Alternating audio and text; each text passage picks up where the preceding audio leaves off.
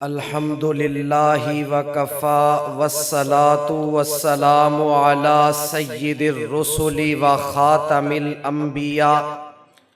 اما بعد استمعوا الی ما قال ربکم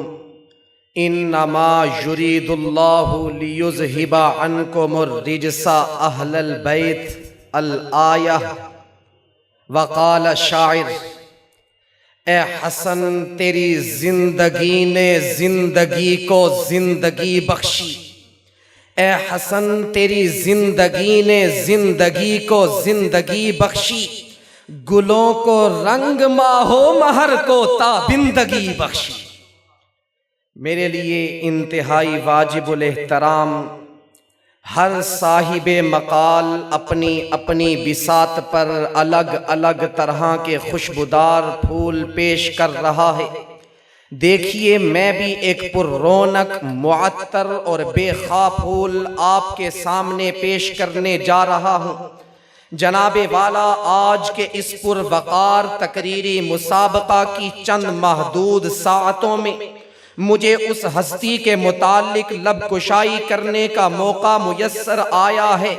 جو حلقہ موج صبا کی وہ باد صبا ہے جس کی عظمتوں کو ستارے سلام کرتے ہیں، فرشتے جس کی شان و منزلت کو بیاں کرتے ہیں، نبی محترم جسے اعزاز عطا کرتے ہیں، اصحاب پیغمبر جسے اپنا خلیفہ، اپنا مقتدا، اپنا امام اور اپنا پیشوا مقرر کرتے ہیں، مفسرین و محدثین جس کی عظمت کے بحر بے قراں کو دیکھ کر حیران و ششدر رہ جاتے ہیں، مفسرین جس کے بارے میں یہ کہتے ہیں کہ یہ نبی کا نواسہ ہے۔ میری مراد نواسہ رسول، جگر گوشہ بطول، صدق و وفا کا ایک جنتی پھول سیدنا حسن ابن علی رضی اللہ تعالی عنہ ہیں، جو سیدنا حسن ابن علی رضی اللہ تعالی عنہ ایک ایسی شخصیت ہیں جو سلطنت اسلامیہ کے خلیفہ ہی نہیں بلکہ سیدہ شبابی اہل الجنہ کے فرمان نبوت سے مزین بھی نظر آتے ہیں۔ میں اس حسن کی بات کر رہا ہوں جن کے کان میں بوقت ولادت آذان کہنے والے خود سید الاولین والآخرین ہیں، جو اس ہستی کے گھر میں جنم لیتا ہے جو علی مع القرآن والقرآن مع علی لن یتفرقا کا عملی مصداق ہے، جن کی والدہ ماجدہ فاطمہ بضعۃ منی کی عملی تصویر ہے۔ میں اس حسن کی بات کر رہا ہوں جن کے بارے میں سید الورا احمد مجتبی جناب محمد الرسول اللہ صلی اللہ علیہ وسلم اپنے انابی ہونٹوں کو جنبش دیتے ہوئے یہ ارشاد فرماتے ہیں، ان بنی ھذا سید ولعل اللہ ان یصلح بین فئتین عظیمتین من المسلمین۔ جناب والا آقا نامدار کا ہر فیض یافتہ جوہر روشن اور مزین نظر آتا ہے، فَبِأَيِّهِ مُقْتَدَيْتُمْ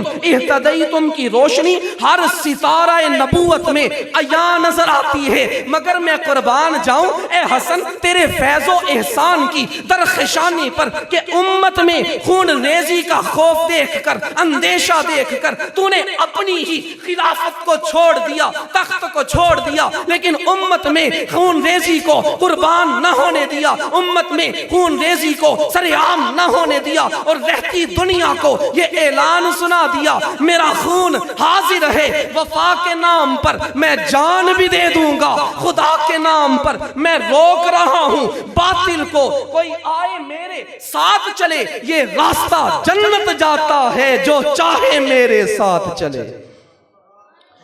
جناب والا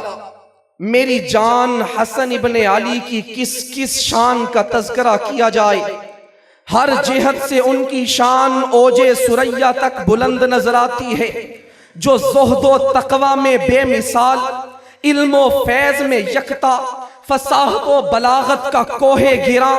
بات کا سچا، قول کا پکا، عفت و عصمت کی عملی تصویر. اگر ان کی عظمت کو ایک کوزے میں بند کرنا چاہوں تو شاعر مجھے یہ کہہ دیتا ہے آخر ایک کوزے میں دریا کہاں آتا ہے، نہ ہی ایک آنکھ میں سارا جہاں آتا ہے. باہر کیف اگر میں ان کی عادلانہ خلافت کو دیکھوں تو اعد لہم جنات تجری تحتها الانہار سے جنت کا وارث نظر آتا ہے. اگر میں ان کے صبر اور تقوی کو دیکھوں تو والکاظمین الغیظ والعافین عن الناس کی عملی تصویر نظر آتے ہیں. اگر میں آقا نامدار سے ان کی محبت کو پرکھنا چاہوں تو نبی علیہ السلام کی زبان مطہر سے یہ ارشاد نازل ہونے لگتا ہے ان الحسن والحسین ہما ریحانی من الدنیا. میں اس حسن کی بات کر رہا ہوں جن کے بارے میں قاضی عیاض کچھ یوں لب کشا ہوتے ہیں محبت الحسانی واجبۃ